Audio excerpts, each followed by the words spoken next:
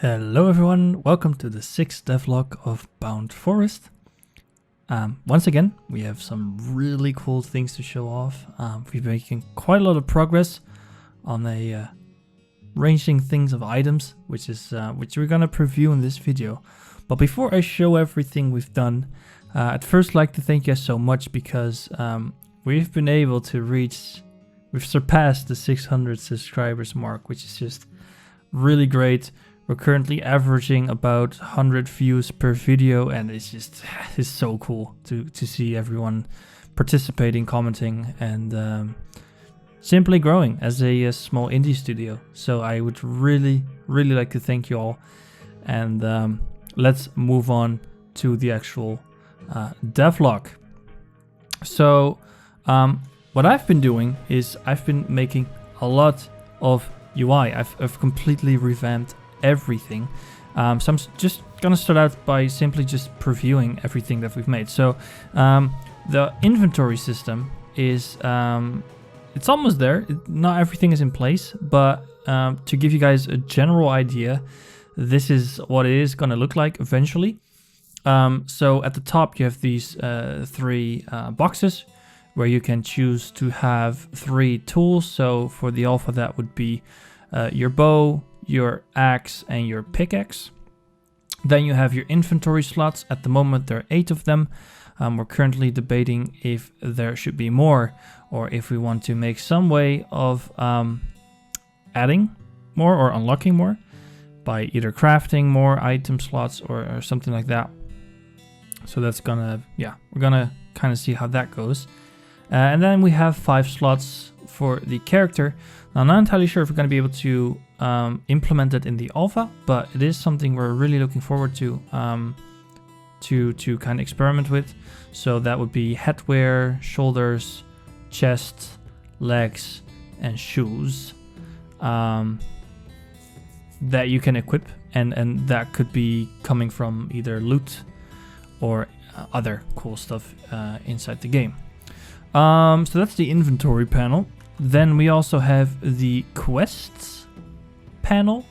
So what you can do is you can hover over, and then you get a little description. If you click on it, you can see the subtasks. So the quest consists of 5 different things you have to do in order to complete it. If you complete it, this question mark will transform into this exclamation mark. Sorry, this exclamation mark will convert into a question mark, which means that you can actually return it. This little icon over here, and I'm not sure if that already works. If you press tab, it closes right away at the moment, but you can enable a small HUD overlay where you can see the active quests. So if you click on it, you can either show it over here. If you're like, nah, I don't need to see it, you can also disable it. Pretty nice, handy feature. Then we have this one. Excuse me. We used to have a different crafting system, but I felt that it could just be a bit better, bit more, better fitting the style that we're going for. So now, at the moment, you can see here, I feel personally that it's so much easier to see what items you need in order to make that particular item. So that's pretty neat as well. Other things that we've added is if we now go to the quest giver, if we press E, I've also updated the dialogue UI, which is looking pretty cool as well. We're also currently working really hard on the final dialogue text and the stuff that the voice actors are going to say, because that's going to be implemented soon as well. So yeah, that's something else. And you guys might see something interesting over there. I'm gonna cover that in just a second. There we go. All right, cool. Where's the wolf though? All right. Either way, if you now pick up a item, you also get a nice pop-up as well. Press spacebar to continue. Same goes for the bow. Yeah, pretty neat. We've been improving the wolf UI by quite a bit. Let me just see if I can find the wolf though. Ah, there he is. All right, so at the moment we've done something pretty cool. It's not perfect yet. It's still a bit buggy, but if I, for example, if I press Q, I can switch which type of arrow I want. At the moment we only have fire and normal arrows, but check this. If I were to jump and press Q, it's going into slow motion, which is... I'm gonna show you guys how awesome this can be on the mushrooms over there. But yeah, it's pretty neat. Now, we've also worked on the fire arrow because we do think that could have a place inside of the alpha. So what this does is, if I were to shoot this at the wolf is gonna take fire. So yeah, I don't want to be hit by that because actually this fire can also be transferred over to me. And at the moment, the only way to put it out is if you were to walk in water. I'm going to quickly switch back to the normal arrows and just try to finish this guy. There we go. Headshot. Another headshot. There we go. And he's dead. So as you guys can see, the hit registration is way better. Yeah, you can still loot, obviously. That hasn't changed. There we go. Awesome. Something else I'll be showing after showing what the mushroom does is that you can actually set things on fire. And that's going to be pretty useful, for example, by setting up traps. So if you see something that's flammable and you see a wolf walking next to it, it could be really cool to shoot that arrow and then having those things fire each other, if that makes sense. So yeah, I don't really know how to put it elsewhere. Anyways, we're also currently working really hard on the level design. I can't show you guys anything yet because we kind of want to keep that as a surprise for when we release the actual game, because we're completely rebranding everything. But we did have something that we felt was missing, and that was gaining height. The character can't really jump too high. I can't even jump over those little walls over there. So we figured we need to make something that's gonna allow Josh, the main character, to gain some height.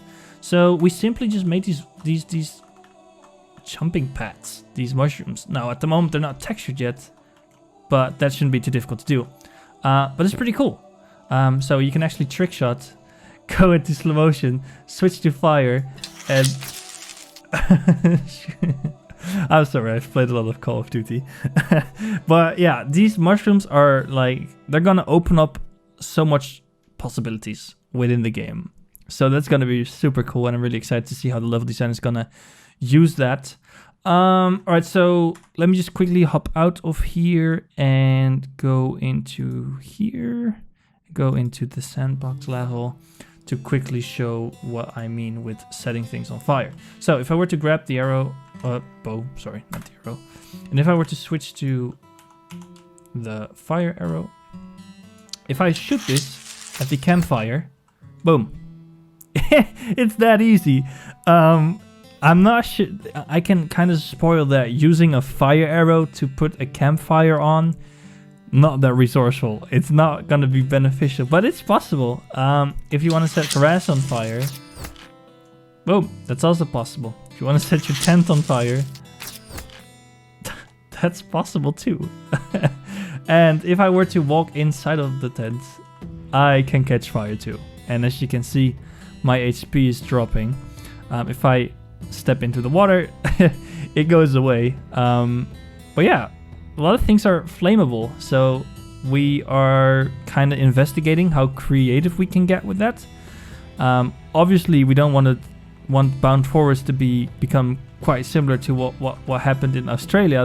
The whole forest is going to be in fire. That wouldn't be good.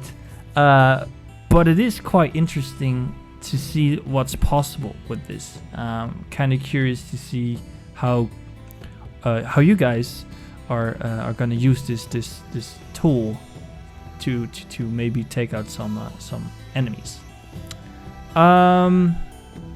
Yeah, that's actually gonna do it for this devlog. So to summarize, we've basically just updated the UI. It's almost done. You can now switch to different types of arrows in slow motion. And we're currently working really hard on level design and making sure that a lot of cool places are more accessible. So yeah, that's gonna do it, guys. Be sure to subscribe if you're new, because we try to upload a video every week. If you wanna be able to see more, I would highly recommend you guys to go over to our Discord server, because there we actually ask you for ideas, as well as sharing a lot of sneak peeks or behind the scenes stuff. So if you're interested in that, if you have questions like, hey, how did you do that? Then we are more than happy to answer those questions as well. And for now, I would simply like to thank you guys, and I hope to be able to interact with you guys in the Discord server, and I'll see you guys in the next devlog video. Bye bye.